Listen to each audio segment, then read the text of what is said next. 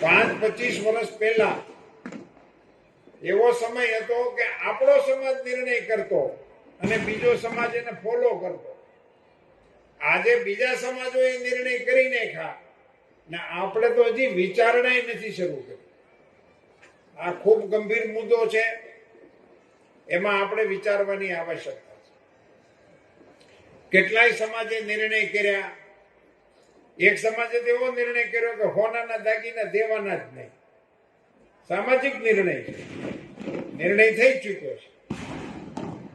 ઘણા સમાજની અંદર સમૂહ લગ્નોના નિર્ણય થઈ ગયેલા છે કે આખા સમાજના એક જ તારીખે લગ્ન થાય. કચ્છ આહિર સમાજ એની એક જ તારીખ, એ તારીખે જ બધાના લગ્ન થાય. આપણા સમાજે આવું કઈ વિચારવાની આવશ્યકતા છે.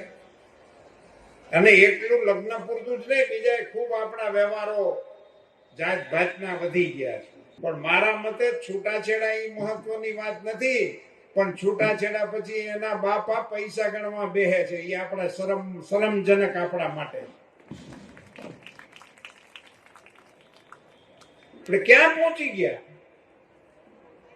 આપણા સમાજમાં દીકરીના પૈસાની દેતી લેતીના વિષયો હાલે.